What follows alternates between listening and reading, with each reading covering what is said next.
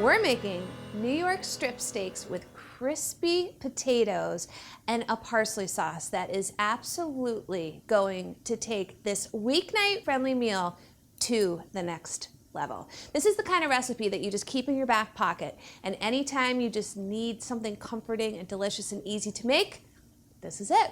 So we're gonna start with the parsley sauce. And what would a parsley sauce be without some parsley? I'm sort of a nerd when it comes to storing my herbs because I always store it in a jar of water because it extends the shelf life. You really could get a couple weeks out of your herbs as opposed to a few days or a week. So I just tore about a cup's worth of the parsley leaves off of the top.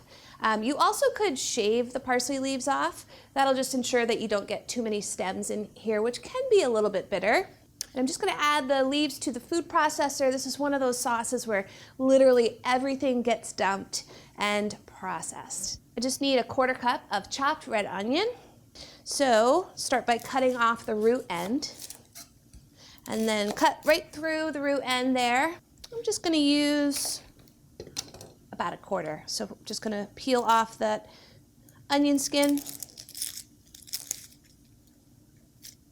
And because the processor is gonna do the hard work for me, I'm just going to give it a rough chop.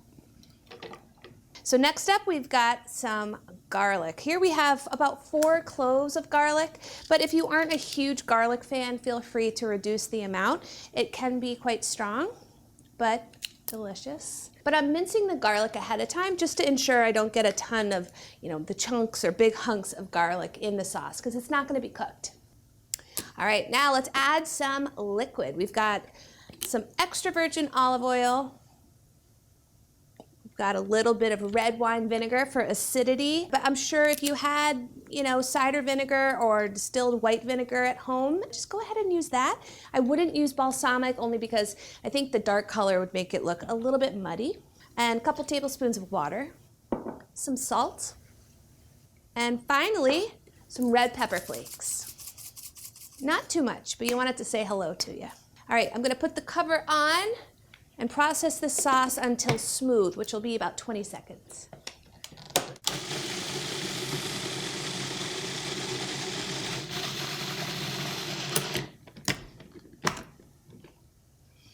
Oh, this smells so good. This is the kind of sauce you can literally, I don't like when people say literally, but you literally could put this on anything. If you have grilled zucchini, squash, pasta, potato salad, fish, chicken, anything like that, you really could put this on anything like that, just to kind of take it to the next level. All right, so as you can see, it's still got a little bit of texture in there. This sauce is similar to a chimichurri, but it's just a little bit looser. I'm gonna put that aside. And now, we're gonna focus on our crispy potatoes that aren't crispy yet, but they will be. We've got some red bliss potatoes, about 1.5 pounds, and I'm gonna cut them into 1-inch wedges.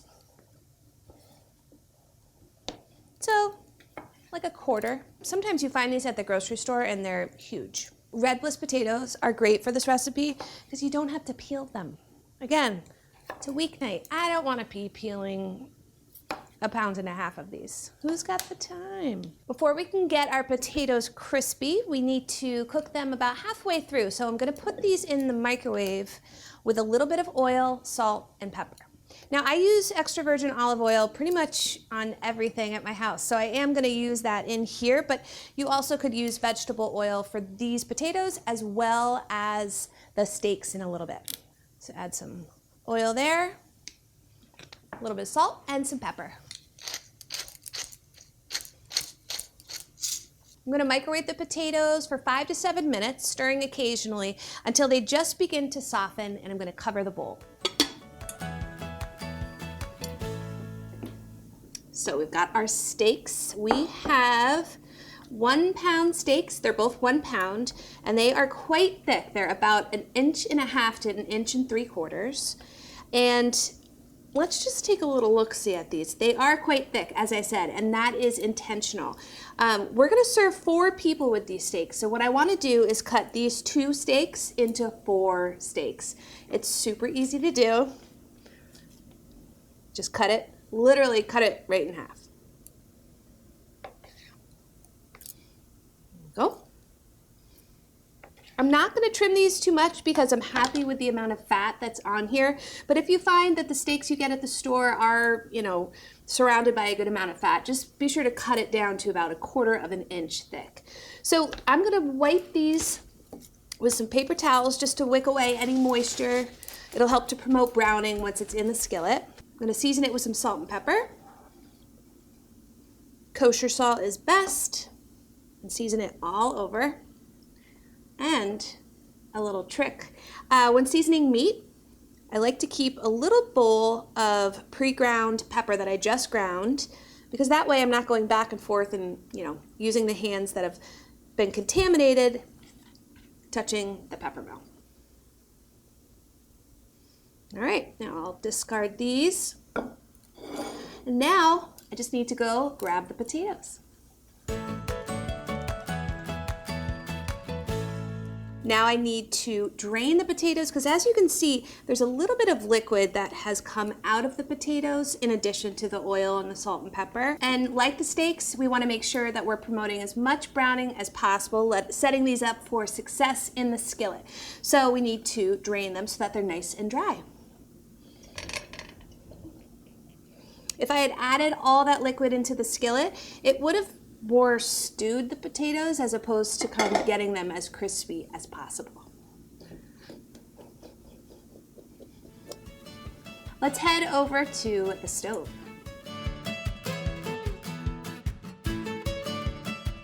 The oil is going to come up to temperature to just smoking over medium-high heat, and then I'm going to add the steaks to the skillet and cook them until well browned on the first side, 3 to 5 minutes.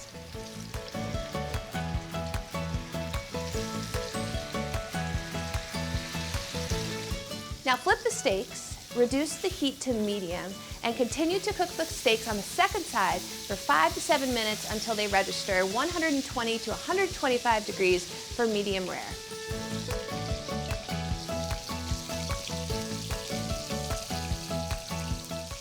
Now let's transfer the steaks to our cutting board and tent them loosely with some aluminum foil to rest while we cook the potatoes.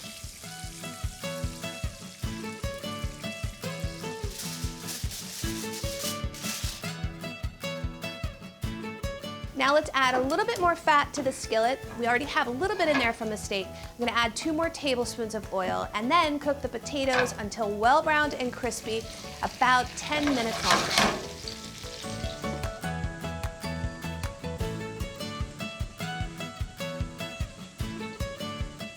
These look so good. Now let's go eat. Get a look at these crispy, perfectly browned potatoes.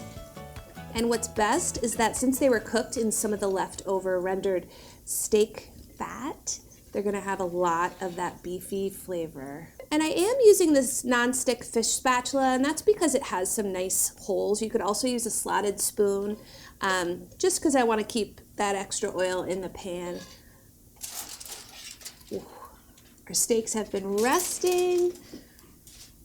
Now I'm going to cut them into 1/2 inch thick slices before I give everybody their plate. And by everybody right now, I mean me.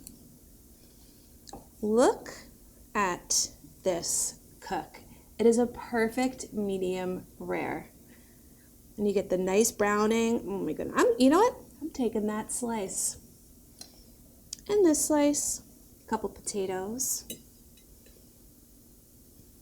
And how about our parsley sauce? I'm gonna drizzle it right over everything. I barely need a knife to cut this steak. That's how tender and beautifully cooked it is. And that sauce, I'm telling you, put it on anything. I mean, this is absolutely delicious. Steak and potatoes elevated with the parsley sauce. These bold, fresh flavors came together like that and on a weeknight. New York strip steaks with crispy potatoes and parsley sauce.